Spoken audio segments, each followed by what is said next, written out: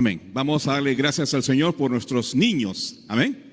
Que hoy también tienen sus clases y vamos a invitarlos a que puedan pasar ya a sus aulas en este momento. Dios les bendiga, niños, que aprendan mucho del Señor hoy. Hay niños de corazón que se quieren ir también, los niños de corazón no. Muchas gracias, hermano. Ok. Vamos a abrir nuestras Biblias, por favor, para tener la lectura de esta mañana en el libro de Hebreos, el capítulo 13. Allí hay una referencia importante para nuestra reflexión en esta mañana.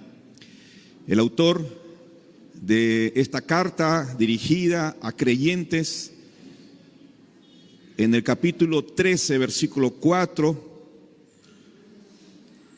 dice así: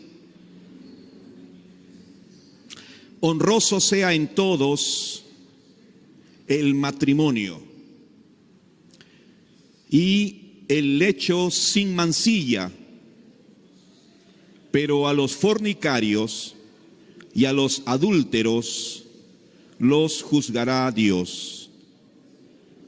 Una vez más, Hebreos capítulo 13, versículo 4, honroso sea en todos el matrimonio y el lecho sin mancilla, pero a los fornicarios y a los adúlteros los juzgará Dios. Oremos. Señor, en esta mañana seguimos adorando tu nombre y te damos gracias por nuestros niños, nuestros hijos que también estudian y reciben tu palabra. Pedimos tu bendición por ellos, por los maestros que les enseñan tu palabra de una manera dinámica, entretenida, y dedican, Señor, muchas horas antes para la preparación y durante el tiempo, Señor, de su dictado de clases. Oramos ahora por nosotros, que vamos a recibir tu palabra, Señor, y al meditar en ella, te pedimos, Padre, que toda nuestra atención, con tu ayuda, se enfoque, Padre, en el comentario de tu palabra. Te honramos en esta mañana y te adoramos con todo nuestro corazón. Gracias por lo que hoy tú nos enseñarás. Ayúdanos a obedecerte y a honrarte de esta manera, con nuestra obediencia. En el nombre de Jesús. Amén. Amén. Bienvenidos a los que han llegado luego de nuestro saludo inicial. Un saludo muy especial también para nuestro querido pastor, el reverendo Jaime Campos, y su amada esposa Lucy. Pónganse de pie para darles un cariñoso saludo. Ellos han estado, después de un mes de un merecido descanso, están con nosotros una vez más. Dios les bendiga. Es grato tenerles aquí entre nosotros. Ya estamos completos. Bueno, volvamos entonces a nuestro versículo de esta mañana, porque es el texto base para nuestro tema que hoy abordaremos. Recuerden, estamos en la serie ¿Crees esto? Es una invitación de esperanza. Es una invitación desafiante para toda persona, hombre, mujer, jóvenes y niños. Una invitación de esperanza, de fe, y creemos firmemente de victoria. Hay muchas familias, hombres y mujeres, que ya están experimentando la victoria del poder de Dios en sus vidas y en sus caminos. Así que dependerá de usted abrir su corazón y permitir que la obra de Dios se haga en sus vidas. Amén. Creo firmemente que Dios puede hacer grandes cosas en su vida.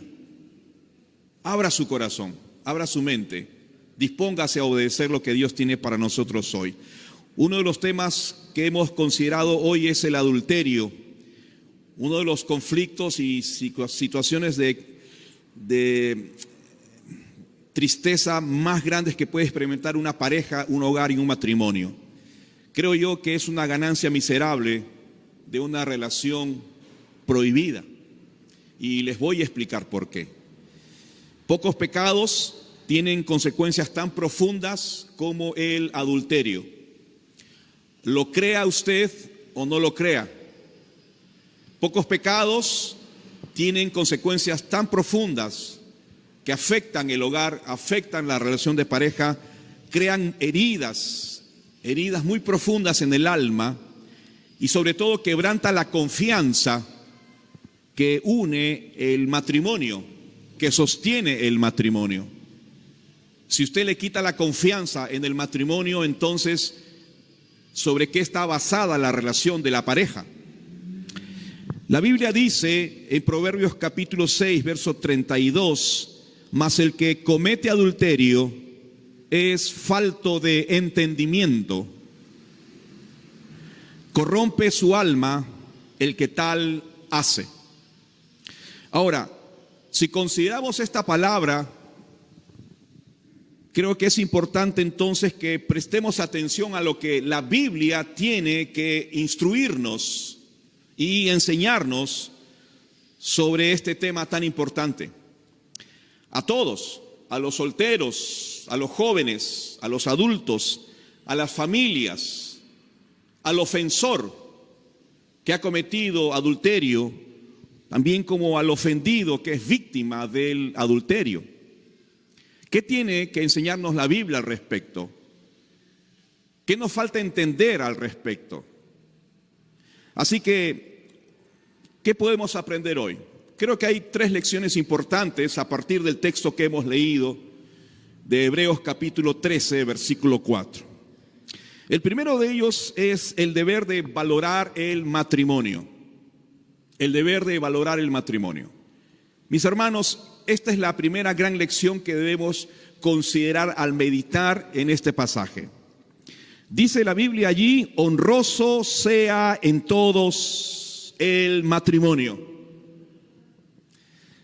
Este libro está escrito para gente que está desanimándose, apartándose de Dios, apartándose de la asistencia a la iglesia y de alguna manera está faltando a sus responsabilidades en obedecer la palabra de Dios. Así que lo que leamos aquí y lo que estamos leyendo aquí es de un valor importantísimo. Hoy en día, cuando se habla del matrimonio, usted lo debe saber tanto como yo, ¿verdad? Hablar del matrimonio es hablar de un asunto un poco complicado y tenso, sobre todo cuando se pregunta, ¿y cómo está tu matrimonio? Es más, poco se hace esa pregunta. No se pregunta cómo está tu matrimonio. Hablar de matrimonio para muchísima gente es complicado porque el valor del matrimonio se ha ido perdiendo a lo largo del tiempo.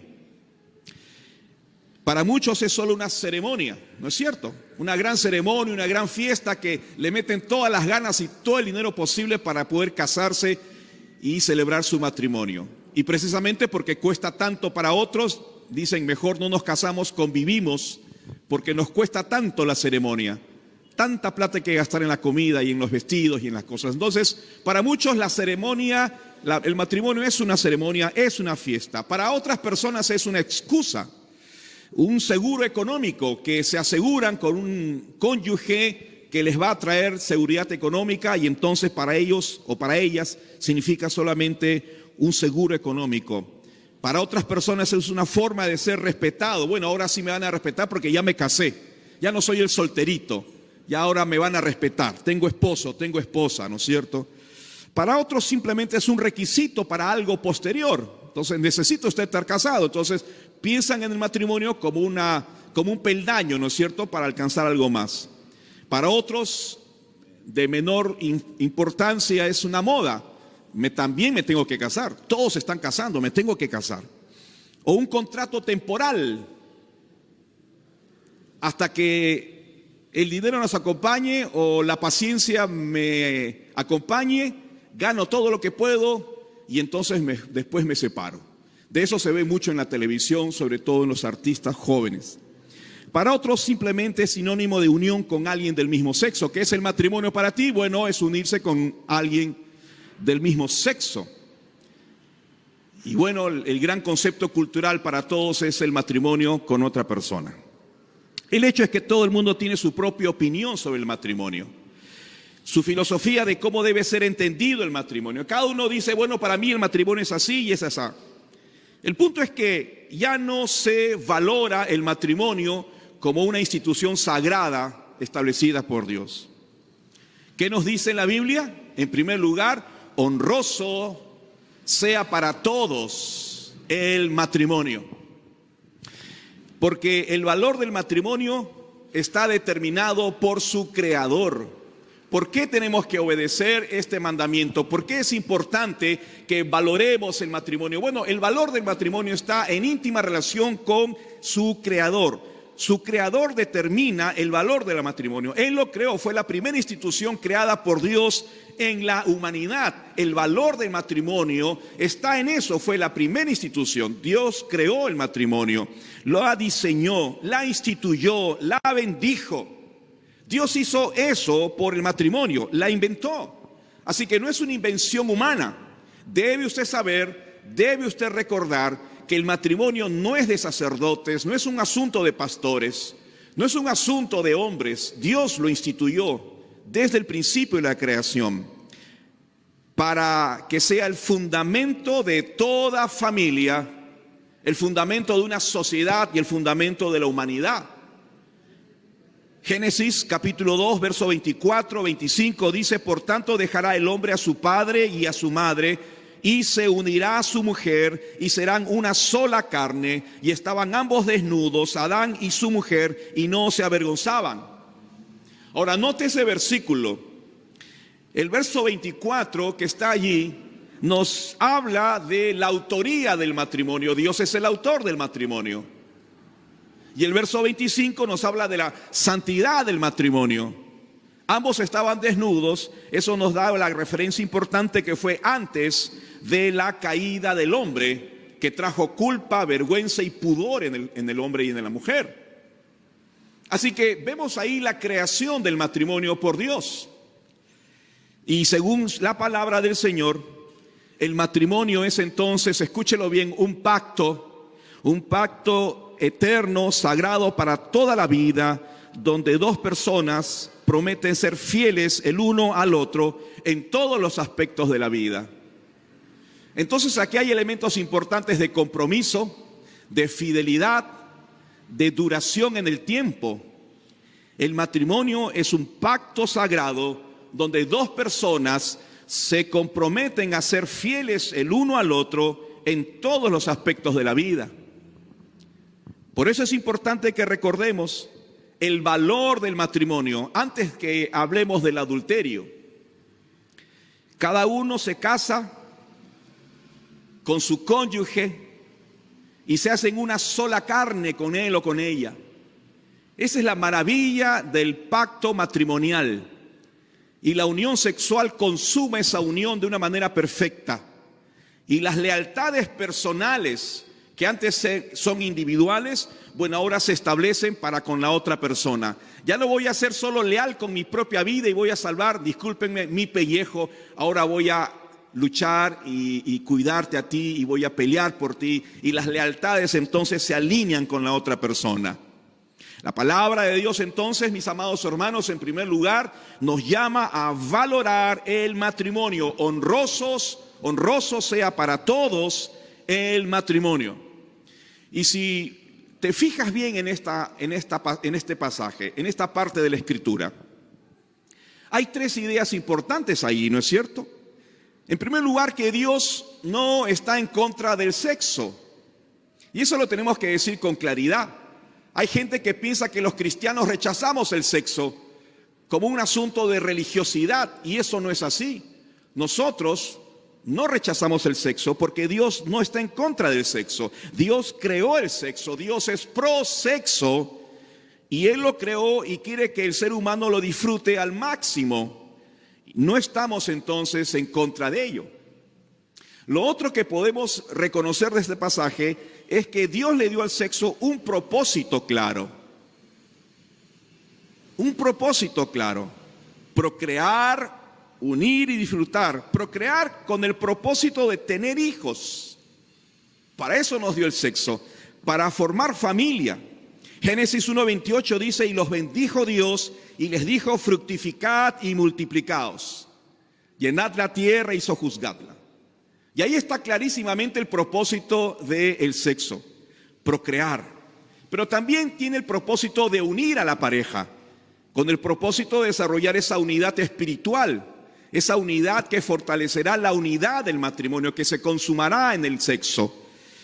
Y es en tres dimensiones muy importantes. No solo es el asunto físico, porque uno hoy piensa que la unión sexual solamente es un asunto de contacto físico, pero no solo eso, sino también es psicológico, pero sobre todo es espiritual. Quien se une a su pareja se hace uno con ella.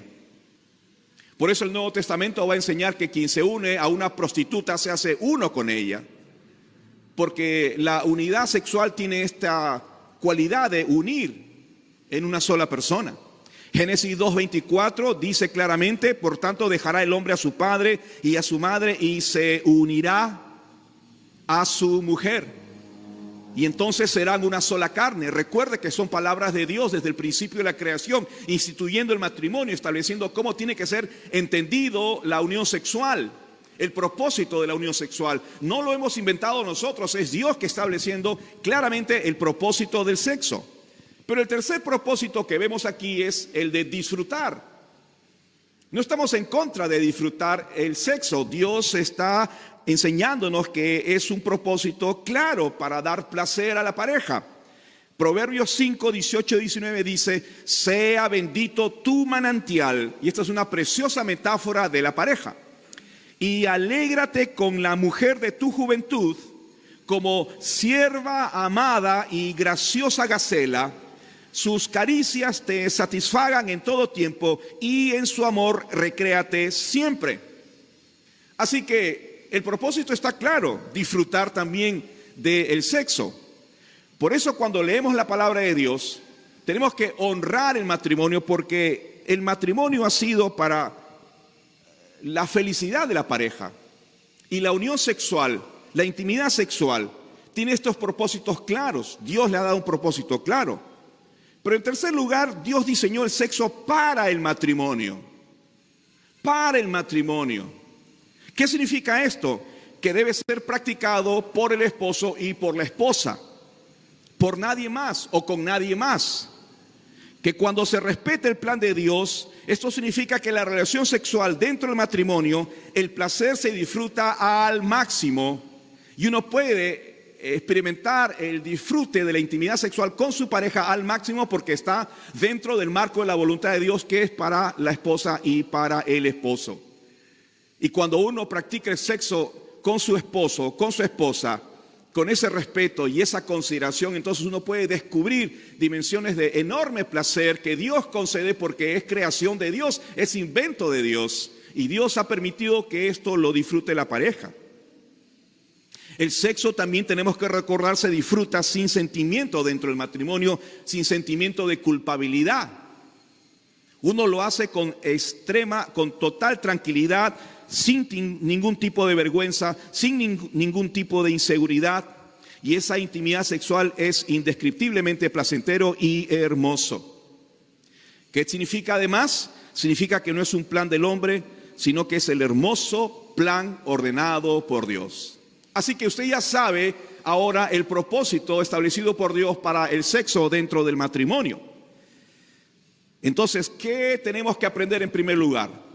Yo quiero que usted recuerde que el matrimonio tiene que ser respetado, valorado, considerado, porque fue Dios quien lo estableció. Así que no podemos bajarle el nivel de la santidad y de la honra y del lugar que corresponde al matrimonio. Cuando usted hable del matrimonio, recuerde que está hablando de la institución creada con esos propósitos santos, perfectos de Dios. ¿Qué aprendemos entonces? En primer lugar, a respetar el matrimonio. Dice la Biblia: honroso sea en todos el matrimonio. Amén. Lo primero que aprendemos. Ahora, lo segundo que aprendemos es que el mandamiento de rechazar el adulterio. Ahí hay un claro mandamiento de Dios a rechazar el adulterio. La segunda parte de nuestro verso 13:4 de Hebreos dice: y el lecho sin mancilla. Y el lecho conyugal sin mancilla. Si hay algo que mancilla el matrimonio es el adulterio. Mancillar significa ensuciar, manchar, humillar, quitar la honra.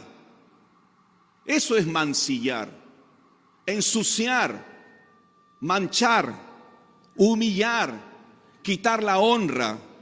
Y eso hace el adulterio. Eso hace el adulterio. ¿Qué es el adulterio entonces, pastor? Permíteme solamente explicarlo, pero usted lo sabe perfectamente. Es una relación sexual entre un hombre casado y una mujer que no es la suya.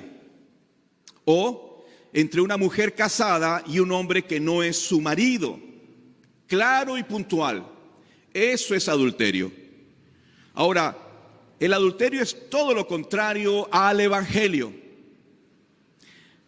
Por un lado, el adulterio dice: en lugar de dar mi vida por ti, te sacrifico a ti para satisfacerme a mí mismo.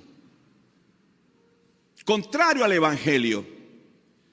En el adulterio uno busca su propia satisfacción a costa de la otra persona.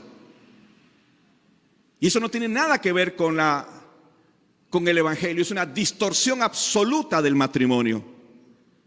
Por tanto, el adulterio es todo lo contrario al evangelio. Por eso creo yo, como dije hace un momento, el adulterio es una ganancia miserable de una relación prohibida. Y aunque suene fuerte esta palabra, creo que capta la esencia del dolor que genera el adulterio. ¿Por qué una ganancia miserable? Porque el que busque el adulterio va tras el placer temporal, porque en el fondo sabe que es un asunto ilícito y que no podrá solucionarlo así tan simple y sencillamente. Entonces, mientras se pueda, es una ganancia miserable. ¿Por qué? Por el dolor que trae, el sufrimiento que implica y la pérdida de relación que de hecho significa. Así que mis hermanos y mis amigos y los que nos siguen por la señal del internet, las consecuencias del adulterio son dolorosas y trágicas. Son dolorosas y trágicas. Yo estoy seguro que uno no se imagina la cadena de males que le siguen al pecado del adulterio. Por ejemplo, solo por mencionar el caso de un hombre infiel, tal vez el más famoso de la historia bíblica, que es el rey David. Y usted lo puede leer en 2 Samuel capítulo 11. Este hombre cometió adulterio. Y está en la palabra, está ahí el testimonio para que todos podamos acceder a esta historia tristísima. El placer miserable de una relación prohibida le resultó directa o indirectamente en lo siguiente, y te voy a enumerar las cosas que le sucedieron a David. Primero, afectó la vida de una mujer que no tenía por qué tocarla. Betsabé, pecó con ella. Segundo, tuvo un hijo no deseado. Embarazó a Betsabé. Tercero, cometió un crimen para solucionar su anterior problema. El rey David ordenó a Urías, que era el esposo y de paso un amigo leal, un soldado leal, a ponerse en la primera fila de la línea de combate para que fuera alcanzado por la muerte, porque era combate cuerpo a cuerpo, recuerda. Entonces lo mandó en la primera línea con la esperanza de que fuera muerto tempranamente. Cuarto, abusó de su poder como rey y como autoridad. ¿Por qué? Porque lo usó para satisfacer su propio deseo personal. El gobernante, ustedes saben bien, está para el bienestar del pueblo, no para sus fines egoístas y personales. Está para servir, no para aprovecharse del poder en el que está. Quinto, un niño muerto. El hijo con Betsabé enfermó gravemente y luego murió. Y David sufrió la muerte de su hijo. Sexto, su hija Tamar fue violentada. Su medio hermano Amnón abusó de ella. Tremenda tragedia que vino tras el adulterio. Su hijo mayor, Amnón, finalmente muere. Su hijo Absalón organizó una rebelión, una guerra civil con muchas muertes. Sus concubinas fueron violadas. De modo que las consecuencias trágicas, directa o indirectamente, del pecado de adulterio de David fueron terribles, insostenibles humanamente hablando. Las consecuencias del adulterio son dolorosas y son trágicas. Escucha por un instante estas confesiones tristísimas de algunos hombres y mujeres después de adulterar. Le hice mucho daño a mi cónyuge. Le hice mucho daño a mi cónyuge. Mi conciencia me acusa todo el día, no puedo trabajar. Otro dijo, he destruido mi integridad. Otro dijo, mis hijos perdieron a su héroe. No tengo paz en el corazón. Tengo vergüenza siempre, dijo alguien. Otra persona dijo, mi futuro es incierto ahora. He perdido el trabajo y he perdido la confianza en mí. Mi moralidad está entredicho. Mi cónyuge ya no me cree nada. ¿No es tristísima las consecuencias que trae el adulterio? Por eso tengo que preguntarte con todo respeto, estimado amigo y aún hermano en Cristo. ¿Está usted sufriendo el dolor del adulterio ya? ¿Está experimentando circunstancias adversas, difíciles, tal vez inexplicables, que han traído directa o indirectamente el error de cometer este terrible pecado del adulterio? La Biblia dice en Gálatas 6:7, no os engañéis, Dios no puede ser burlado, porque todo lo que el hombre sembrare, ¿qué dice? Eso también segará. Por tanto, el adulterio no es malo, escúcheme bien, no solo por las consecuencias que hemos mencionado en el caso de David y en el caso de tantas personas, sino principalmente por lo que hemos visto al principio, porque atenta contra la sabiduría divina, desafía la voluntad de Dios abiertamente, es contraria a la voluntad de Dios y ofende el diseño divino para el matrimonio. El adulterio va en contra de todo lo que Dios ha diseñado. Por eso Dios dijo con contundencia en el 7º mandamiento, y eso lo hemos visto al principio del año, Éxodo 20:14, no cometerás adulterio. Y Jesucristo dijo en el Sermón del Monte, en esos estatutos del reino, para vivir el reino de los cielos aquí en la tierra, ustedes han oído que fue dicho, Mateo 5:27-28, ustedes han oído que fue dicho, no cometerás adulterio. Pero yo les digo, dice Jesús, con su autoridad, profundizando el mandamiento de la ley antigua, dándole el verdadero sentido y la dimensión correcta. Pero yo les digo que cualquiera que mira con deseos prohibidos a una mujer, ya adulteró con ella en su corazón. Sermón del Monte. Ahora, no significa que una primera mirada ya es pecado, pero tenemos que tener la responsabilidad de no seguir insistiendo en esa mirada que nos lleva al pecado. Pablo dijo finalmente en 1 Corintios 6:18, huid de la fornicación. Cualquier otro pecado que el hombre comete está fuera del cuerpo, más el que fornica contra su propio cuerpo peca. Así que la palabra de Dios en esta mañana es absolutamente clara. Y lo segundo que aprendemos entonces hoy es el mandamiento de rechazar el adulterio, porque la Biblia dice, el lecho debe mantenerse sin mancilla, sin humillación, sin mancha, sin pecado, sin adulterio. ¿Amén? ¿Amén?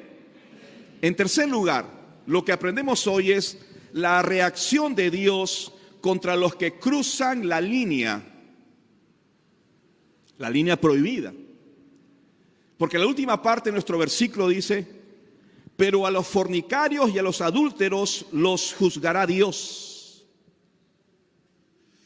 Tal vez quien comete adulterio no sabe o no recuerda esta palabra. Pero como es una institución creada por Dios el matrimonio, entonces Dios tiene que reaccionar contra ello, contra todo aquel que va y daña su institución. Pero a los fornicarios y a los adúlteros los juzgará Dios. Esta es la reacción de Dios contra los que cruzan la línea. La línea que no debemos cruzar son precisamente esos mandamientos que hemos leído hace un momento. No podemos ir tras ellos y cruzar la línea de lo que Dios nos está diciendo. Este es el límite. ¿Por qué? Porque a los fornicarios y a los adúlteros los va a juzgar tarde o temprano Dios. Las líneas, mi amado hermano, estimado amigo, estas líneas son en un sentido práctico también esos límites peligrosos que no deben ser cruzados con una persona del sexo opuesto que no es tu cónyuge. Así que aquí estamos hablando de la prevención antes de. Hay líneas éticas, hay líneas de respeto, hay líneas que no debemos cruzar porque una vez que las cruzamos estamos en camino peligroso y nos lleva rumbo al adulterio. Recuerde, una persona, hombre o mujer, porque muchos creen que el adulterio solamente lo cometen los hombres, un altísimo porcentaje, pero las estadísticas dicen que las mujeres también, junto con el varón, cometen adulterio. Una persona, hombre o mujer, no cae en adulterio por casualidad. Y tenemos que decirlo con claridad. No cae de improviso en un adulterio. Nadie cae de improviso en un adulterio. Me sorprendió del adulterio. Cae porque ha cruzado la línea. Cae porque ha venido cruzando líneas peligrosas y de advertencias, luces rojas que no respetó. Por eso el sabio Salomón, lo leímos al principio, interpretaba estas imprudencias, estos cruces de las líneas prohibidas, de las advertencias, de la previsión, como actos de ignorancia de las personas que van rumbo al adulterio. Recuerda Proverbios 6:32. Mas el que comete adulterio, desde la interpretación del sabio Salomón, es un hombre que no entiende las prudencias, no entiende los límites, no entiende las líneas de peligro, no entiende las luces rojas, no entiende el consejo, no entiende la experiencia negativa de otro, no entiende la palabra, no la respeta. Salomón decía, este hombre, esta mujer es falto de entendimiento y además corrompe, oscurece su alma el que tal hace. Y tenía razón. ¿Por qué, Pastor Blado? Porque mira las respuestas de algunas personas cuando se les consultó sobre su adulterio. Uno dijo, lo único que me interesaba era llenar mis necesidades que no eran satisfechas en mi casa.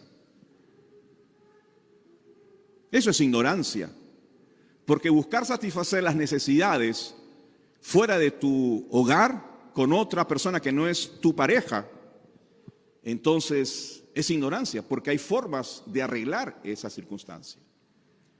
Otro dijo, no pensé en las consecuencias que tendría en el futuro, ni me imaginé todo lo que iba a pasar. Tal vez David entra en esta clasificación. Él no se imaginó esa cadena que desató su pecado, cadena de males. Otro dijo, culpaba a mi esposa de todos mis problemas.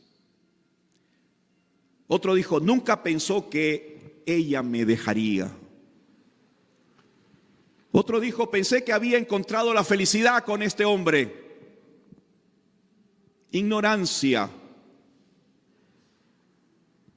Otra persona dijo, creyente, me justifiqué pensando que Dios entendía mi situación de problema en el hogar y en el matrimonio. Ignorancia. Otra persona dijo, lo hice porque mi esposa jamás iba a cambiar. Otra persona dijo, sabía que estaba haciendo mal, pero me puse terco y endurecí mi corazón. Finalmente, alguien dijo, me enamoré sin pensar en nada más. ¿Qué dice Salomón de todas estas personas que cometen adulterio? No tienen la sabiduría de Dios en su corazón. El hecho es que todos deben tomar con seriedad, mis amados hermanos, estimados amigos, y entender las consecuencias serias y profundas que significa caer en este pecado. Porque Dios advierte a los fornicarios y a los adúlteros, los juzgará Dios. ¿Qué está diciendo? Que Dios es juez, que hay un juez, que hay un juicio, que hay una disciplina, que hay un castigo, que éste alcanzará en la tierra, aquí en la vida presente y aún en la vida futura. De modo que no podemos ignorar y dejar de entender esta importante verdad contra quienes cometen el adulterio. Pero lo importante no solo es este juicio, sino yo quiero presentarte una buena noticia, presentarte un camino de esperanza, de fe y aún de victoria frente a este imposible en el cual tú dices, pastor, esto ya no me lo soluciona nadie.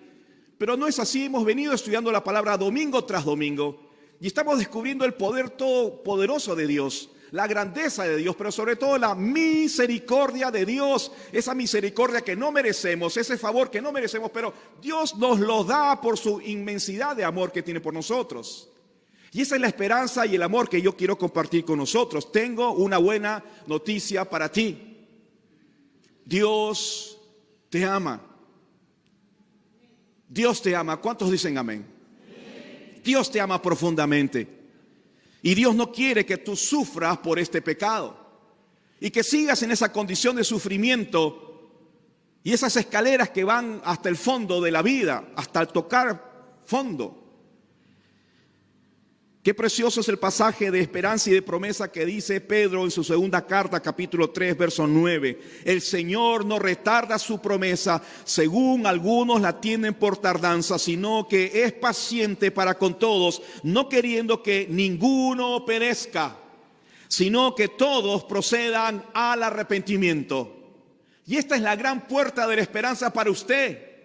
Se abre esta puerta de esperanza, este camino de fe, para encontrar el poder de Dios que puede revertir, curar y traer solución a este problema del adulterio en el que usted se puede encontrar. Dios, recuerde bien, perdonó a David, a este hombre que hemos visto hace un momento con todas esas consecuencias. Dios perdonó a David y fue recordado David hasta la fecha, no tanto como el hombre que pecó, sino como el hombre conforme al corazón de Dios. Y si esto es así, esto está demostrando que Dios puede restaurar por completo a una persona como lo hizo con el rey David, después de pecar tan gravemente. Esta es la buena noticia para usted. Entonces, Pastor Vlado, ¿es posible revertir este lamentable escenario de sufrimiento por lo que ocasiona el adulterio y de juicio de Dios por la violación de su palabra? Por supuesto que sí es posible. Porque para Dios todo es posible, porque Él pagó el precio de su pecado, porque Cristo Jesús llevó en la cruz del Calvario la culpa, el pecado y la consecuencia de nuestros errores y nuestros pecados. Él pagó ya por nuestros pecados y por su pecado, y por eso Dios puede perdonarle, y Dios puede limpiarle de todo pecado, y Dios puede dejarlo limpio como si usted no hubiese pecado, porque Cristo llevó su pecado. Así que, amado hermano, ¿cuál es la solución para quienes quieren volver a respetar el matrimonio, a reconsiderar el valor de honrar el matrimonio? Si usted quiere honrar su matrimonio una vez más, si usted quiere volver al principio de honrarle, dar el respeto y el lugar que merece su matrimonio, su relación con su pareja, su esposo y su esposa, entonces el camino para usted, sea hombre o mujer, es el arrepentimiento. El primer paso para restaurar la relación de adulterio es el arrepentimiento. David se arrepintió de su pecado y David nos muestra el camino de un genuino arrepentimiento. Salmo 51, versículo 1 y 2. Él expresó este genuino arrepentimiento de su pecado terrible con estas palabras. Y usted lo puede leer en casa, todo este Salmo 51 y aún el Salmo 32. Pero solo 2 versos para que usted pueda tener una idea de lo que es el camino del arrepentimiento. Ese volver al corazón de Dios y hacer la voluntad del Señor. Él decía, ten piedad de mí, oh Dios. ¿Dónde está dirigida su mirada? A Dios. ¿A quién acudió? A Dios. ¿Quién puede traer solución para su vida, su problema y su pecado? Solo Dios. Ten piedad de mí, oh Dios, conforme a tu misericordia. Y aquí está reconociendo lo que venimos explicándoles a ustedes. La misericordia que no se merece, pero está allí presente, volviendo a estar dispuesta para todo aquel que quiera recibirla por la fe. Conforme a tu enorme misericordia, y luego añade, conforme a la multitud de tus piedades, que son infinitas e inmensas. Y en nombre de todas esas infinitas misericordias y bondades, David le dice: borra mis rebeliones, lávame más y más de mi maldad y límpiame de mi pecado. Esta es la oración sincera de confesión de un hombre o una mujer que quiere arrepentirse de sus pecados. No tenemos el tiempo para abordar tantos buenos consejos que podríamos dar en este sentido, pero quiero terminar con dos consejos finales, uno para el ofensor.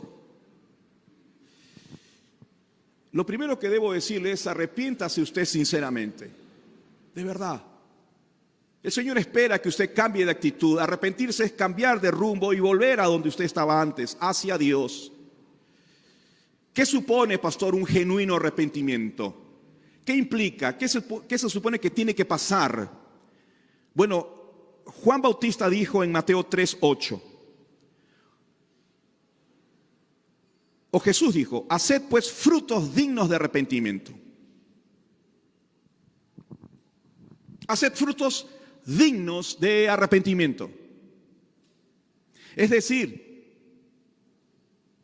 el arrepentimiento tiene que evidenciarse, estimado amigo, estimada amiga, querido hermano, querida hermana. Eso supone el arrepentimiento genuino.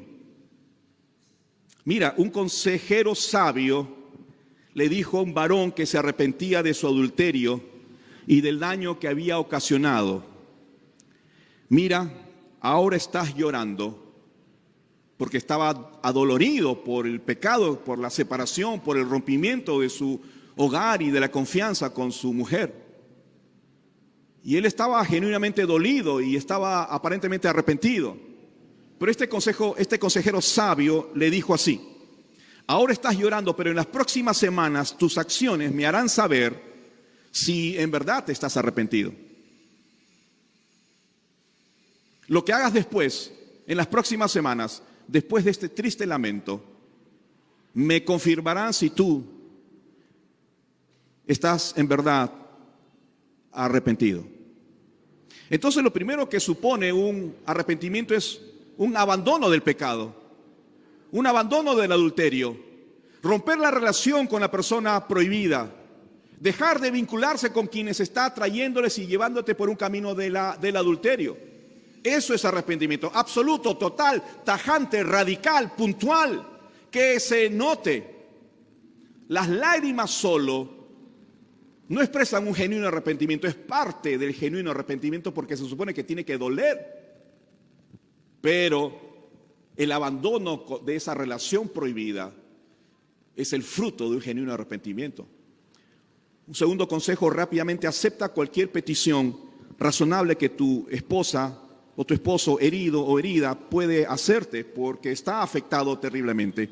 Por ejemplo, no poner contraseña a tu celular como un signo de: mira, ya no te oculto nada, puedes verlo allí y no he hecho nada, ahí está. O decirle dónde y con quién te encuentras porque te lo pide, o dormir en otra habitación si es necesario, no tener intimidad, eso es razonable.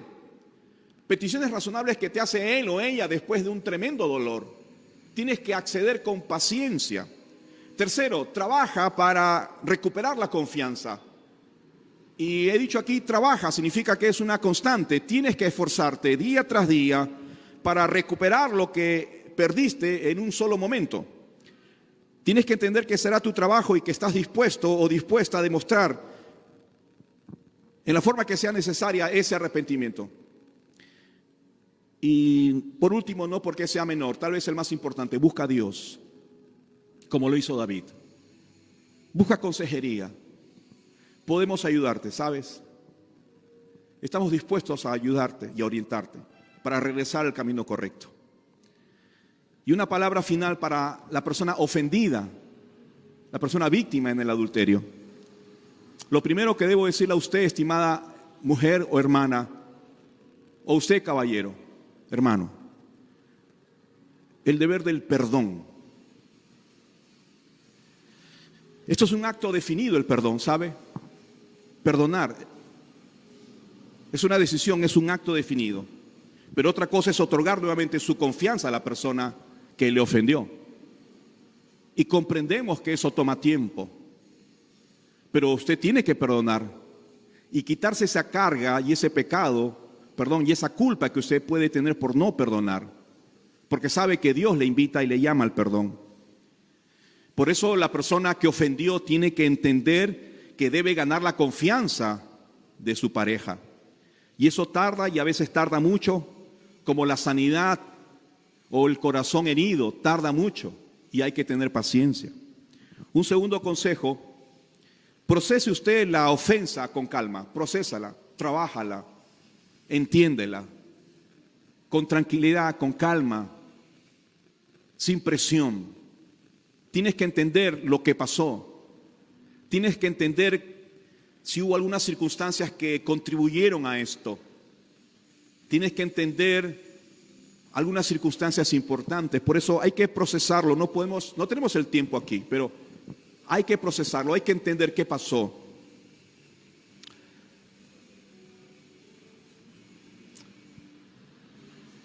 Puedes guardar una distancia prudente con tu cónyuge mientras estás en esa etapa de procesar lo que ha pasado.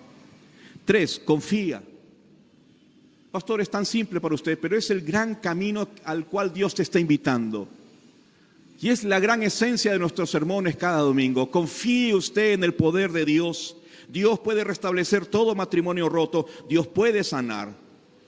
Y aquí debo decir algo con mucha delicadeza. Aunque el divorcio es una opción para algunas personas heridas, y de hecho lo han tomado, esto no significa que el Evangelio no pueda restaurar su matrimonio. Creo firmemente que Dios puede restaurar todo matrimonio roto. Por eso debe pensarlo usted muy bien. No se precipite. No tome decisiones en caliente. Piense bien. Considere las implicancias. Pida consejo. Un hombre pidió perdón a su esposa, cuenta un consejero en una sesión de consejería. Muchos años después, su matrimonio todavía se encuentra unido y fortalecido. Y ese consejero recordaba el momento en que ella, en esa noche, en esa sesión, con lágrimas en los ojos, le dijo a su esposo: porque Dios me ha perdonado tantos pecados, yo pude perdonarte a ti. Busque a Dios en cuarto lugar. Y también pida consejo. Y estamos otra vez ofreciéndole ayuda. En esta iglesia lo hemos hecho más de una vez y muchos hogares han sido restaurados. El suyo también puede ser restaurado. Conclusión: se ha abierto un camino ahora de esperanza para usted, de fe y de una posible victoria si es que usted da estos pasos correctos. Que hemos aprendido el deber de respetar el matrimonio. Honroso sea en todos el matrimonio. Hemos aprendido este mandamiento de rechazar el adulterio que mancha, mancilla el hecho conyugal, el hecho sin mancilla. Y hemos aprendido la reacción de Dios contra los que cruzaron la línea. A los fornicarios y los adúlteros los juzgará Dios. Sé que hay muchas preguntas que quedan en el tintero. ¿Cómo debo orar por mi esposo que me ha abandonado y tiene una relación adúltera? ¿Cómo saber si debo volver a casarme con mi exmarido? Él tuvo muchas relaciones adúlteras mientras estuvimos casados, pero ahora quiere volver conmigo. ¿Está mal averiguar si mi cónyuge me es infiel? Soy víctima de un adulterio. ¿Cómo puedo conectarme mental y emocionalmente con Dios? ¿Debo seguir casada aunque mi cónyuge siga en adulterio? Y las preguntas que anoté aquí son tantas. Pero quiero que hagas un alto ahora y tomes la decisión número 1, que es volver a Dios en medio de tu situación de gran dificultad. Te invito a que reconozcas a Jesús en tu corazón, porque Él llevó tu pecado sobre la cruz. Él pagó tu pecado, ya no tienes que cargarlo tú. Te ha librado de tu pecado y Él te ofrece un camino de restauración para que recuperes tu relación con tu pareja. ¿Crees esto? ¿Crees esto? Por favor, pongámonos todos de pie. Padre nuestro, nos acercamos a ti en esta hora y te damos gracias por la palabra tuya que hoy nos has enseñado.